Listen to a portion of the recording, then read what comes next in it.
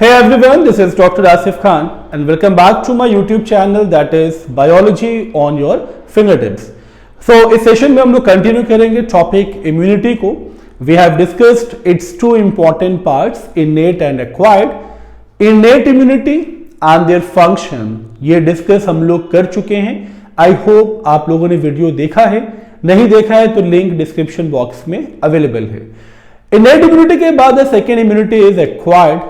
And acquired immunity में we have discussed about its cellular part as B lymphocyte, T lymphocyte as well as antigen presenting cell. So this is part 2 of acquired immunity and this is one of the most important topic from the topic immunity. So in this session we will discuss mainly about third line of defense. I hope आप लोगों ने innate immunity में first and second line of defence पढ़ा है and शायद आपको याद हो कि first line of defence is mainly meant for preventing entry of pathogen. तो first line of defence prevents entry and how it prevents entry by creating certain barriers like your skin, physiological barriers like your sweat, hydrochloric acid. So many components are there which prevents the entry of pathogen. Okay, so this is our first line of defense. Clear? And their strategy. Second line of defense में हम लोगों ने discuss किया था कि if first line of defense fails to perform, अगर first line of defense fail हो जाए तब second line of defense काम करता है and their function is to kill or eliminate the pathogens those who had entered. Okay, kill और eliminate the pathogens. तो वो पैथोजेंस जो एंटर कर चुके हैं और एंट्री क्यों मिली, because first line of defence fails to perform their action. तब सेकेंड लाइन ऑफ डिफेंस काम करता है और इसमें ही हम लोगों ने various types of phagocytes discuss किया था. Macrophage, mast cell, monocytes, neutrophil. तो इन दोनों लाइन ऑफ डिफेंस को हम लोग डिस्कस कर चुके हैं. लिंक डिस्क्रिप्शन बॉक्स में अवेलेबल है. अगर आपने वीडियो नहीं देखा है तो वीडियो जरूर देखें, अदरवाइज इम्यूनिटी टॉपिक कंप्लीट नहीं है. ओके, सो इस सेशन में थर्ड लाइन ऑफ डिफेंस हम लोग डिस्कस करने वाले हैं. तो थर्ड लाइन ऑफ डिफेंस से पहले एक्वायर्ड इम्यूनिटी का जो मेजर फंक्शन है that it is an adaptive immunity. Adaptive immunity क्यों? क्योंकि ये प्रोड्यूस्ड तभी होगी जब एक्सपोजर होगा एंटीजन से. तो दे प्रोड्यूस्ड अपॉन एक्सपोजर, अदरवाइज ये प्रोड्यूस्ड ही नहीं होगा. तो produced upon exposure with antigen. Antigen से इंट्रैक्शन होगा तब बॉडी एंटीबॉडीज प्रोड्यूस्ड करता है. और आपको तो ये पता है ना कि antibodies are specific to antigens. जितने भी एंटीजन्स है, thousand of antigens, even millions of antigens, तो body has tendency to produce different antibodies for different antigens. And वो कंप्लीट जो एंटीबॉडीज वाली प्रॉपर्टी है, उसका डिफेंस मैकेनिज्म है, वो थर्ड लाइन ऑफ डिफेंस का काम करता है. ओके, तो दे produced upon exposure with antigens and the third property is very important that they differentiate between thousand of antigens. Differentiate between thousand of antigens. Okay, तो ये points तो बहुत basics हैं इस टॉपिक को कवर करने के लिए. But third line of defence as well as adaptive immunity, they have two basic components. Okay, और two mode for their functioning. ये है सबसे इंपॉर्टेंट टॉपिक अडैप्टिव इम्यूनिटी को समझने के लिए, और इसे समझना बहुत जरूरी है for the NEET point of view as well as for the academic point of view. So let's understand the third line of defence and their components as an adaptive immunity. तो अडैप्टिव इम्यूनिटी के दो major components हैं. Okay, ये दो major mode. Okay, the first one is cell mediated immunity. Cell mediated immunity. And the second one is humoral immune response. Humoral immune response. Clear ना? अब देखिए ये दो टाइप है, पहले इसका बेसिक्स आपको समझना बहुत इंपॉर्टेंट है। सेल मीडिएटेड इम्यूनिटी और CMI, कई बार एग्जाम में आपने देखा होगा, अगर आपने पेपर प्रैक्टिस किए हैं तो कई बार CMI का फुल फॉर्म भी पूछ लिया जाता है in a very short answer type questions form. Okay, तो CMI stands for cell mediated immunity. Clear? And cell mediated immunity is mainly performed by T cell। तो ये पूरा जो एरिया है, ये पूरा जो प्रोसेस है, इसके लिए T सेल रिस्पॉन्सिबल है, यानी T सेल के ऊपर रिस्पॉन्सिबिलिटी है सेल मीडिएटेड इम्यूनिटी की। Okay, humoral immune response, humoral immune response यानी the immune response generated by human beings and they are mainly regulated by B cells। Okay, तो ये तो क्लियर हो गया कि T cell and B cell, इन दोनों को हमें अब कवर करना है as a mode of action. तो let's understand cell mediated immunity first. Okay, बहुत सिंपली इसको मैं एक्सप्लेन करूंगा and it is very easy to understand. तो सेल मीडिएटेड इम्यूनिटी इनिशिएट्स और activated after the entry of pathogen। Suppose this is the epidermal lining, okay, and some pathogens invade through it, and suppose this is the pathogen part। okay, ये हमारा pathogen है, मैं mention भी कर रहा हूं, this is pathogen। clear? now pathogen, जैसे ही pathogen enter होगा, सबसे पहले पैथोजन पे अटैक करता है हमारा मैक्रोफेज।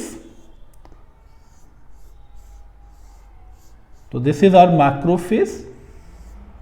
ठीक है, तो मैक्रोफेज यहां मैं शो कर रहा हूं, ये पैथोजन को अब इनगल्फ करना स्टार्ट कर रहा है।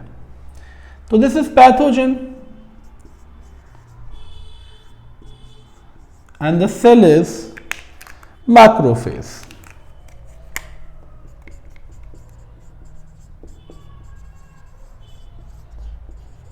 क्लियर ना? तो ये pathogen enters after invading the epidermal lining और pathogen gets engulfed by the macrophage. अब मैक्रोफेज करेगा क्या? मैक्रोफेज एक्ट्स एज, ये स्टेप बहुत इंपॉर्टेंट है, मैक्रोफेज एक्ट एज का मतलब पहले तो मैक्रोफेज इस पैथोजन को इनगल्फ कर चुका है, तो इनगल्फ करने का मतलब इस पैथोजन को ये ब्रेक कर देगा, ब्रेक करेगा, खाएगा, इसको ब्रेक करेगा into number of fragments. Okay, और फाइनली इसके एक फ्रेगमेंट को ये अपने मार्कर पे शो करेगा। ठीक है, this is the marker and इस मार्कर को बोलते हैं major histocompatibility complex 1। Okay, major histocompatibility complex 1। और अब ये सेल क्या बन चुका है? ये सेल बन चुका है APC, that is antigen presenting cell. Okay, मैं फुल फॉर्म यहां मेंशन कर रहा हूं। MHC स्टैंड्स फॉर, ये number 1, MHC stands for Major Histocompatibility Complex। Major Histocompatibility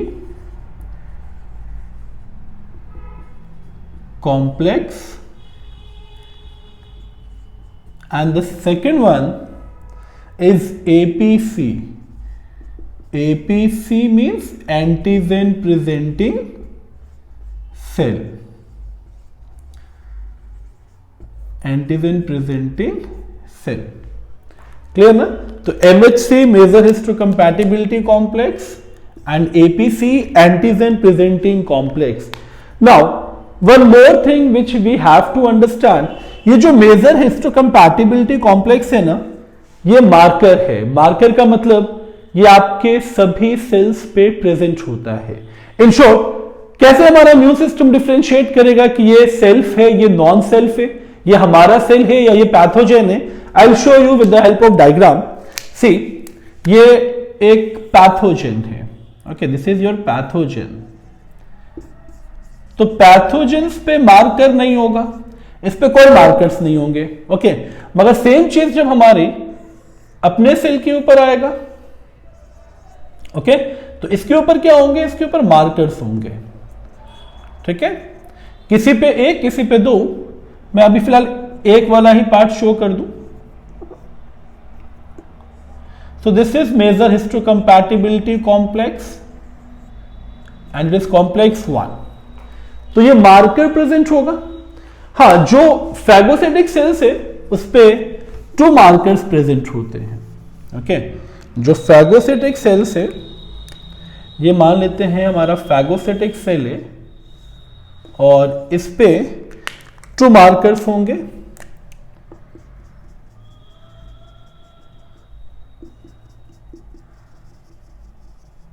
This one is major histocompatibility complex 1, major histocompatibility complex 2. Easy. तो pathogen में और normal cell में डिफरेंस क्या है? Presence of marker. ये आपको बहुत अच्छे से याद रखना है। ठीक है, ये है marker, major histocompatibility complex. Clear ना? फैगोसिटिक पे ये 2 होंगे। क्लियर? क्योंकि फैगोसिटिक पे एंटीजन को बाइंड करने की टेंडेंसी ज्यादा होती है। अब इस पे भी एक question NEET point of view से बहुत इंपॉर्टेंट है।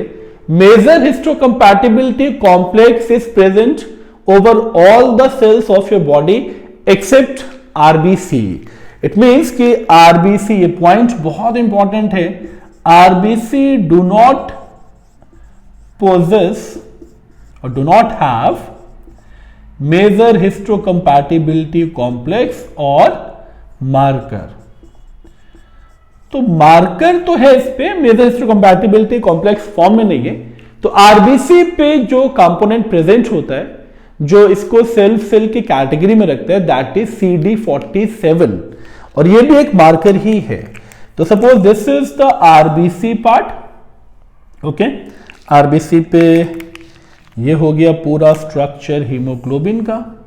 Okay, this one is haemoglobin और ये जो मार्कर है दिस इज CD47।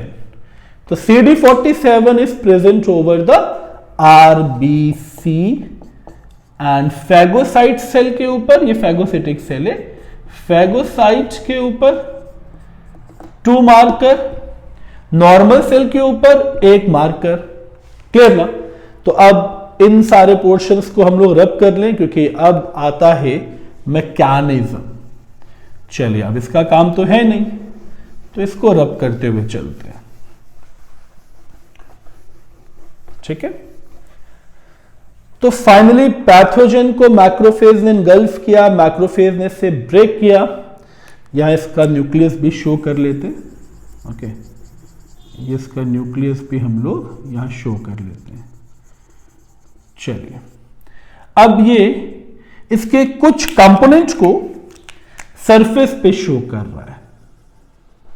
ठीक, तो this is antigen showing on major histocompatibility complex. ये ऑलरेडी मेंशन है MHC1, तो इसको मेंशन करने की जरूरत नहीं है। अब ये एंटीजन शो किसको कर रहा है? ये एंटीजन शो कर रहा है हमारे डिफेंसिव सेल, जो सेल मीडिएटेड इम्यूनिटी का हीरो है, वो है हमारा टी सेल। चलिए, ये इसका न्यूक्लियस हो गया, ये टी सेल, क्योंकि ये भी हमारा नॉर्मल सेल है, इस पे भी मार्कर होगा। तो इस पे जो मार्कर है, अगेन मेजर हिस्टोकम्पैटिबिलिटी कॉम्प्लेक्स, तो ये अब क्या करेगा? इस एंटीजन को अपनी तरफ ले लेगा और इस एंटीजन के, ये एरो से आप देखिए, समझना है आपको, ये पॉइंट बहुत इंपॉर्टेंट है। इस एंटीजन की ट्रांसमिशन के लिए एंटीजन प्रेजेंटिंग सेल से टी सेल के पास जा रहा है। ठीक है, तो it requires certain chemicals for the transmission of antigens. तो ये जो केमिकल हैं, दिस केमिकल्स आर इंट्राल्यूकिन। मैं एरो से इंडिकेट कर रहा हूं ताकि कंफ्यूजन बिल्कुल ना बना रहे। ठीक, दिस केमिकल्स आर इंट्राल्यूकिन। चलिए, ये भी पॉइंट आपको याद रखना है, क्योंकि इंट्राल्यूकिन नहीं जाएगा एपीसी से टी सेल की तरफ, तब तक ये एंटीजन ट्रांसफर नहीं होगा। अब टी सेल के पास तो ये एंटीजन आ गया। अब टी सेल का मेजर फंक्शन क्या है?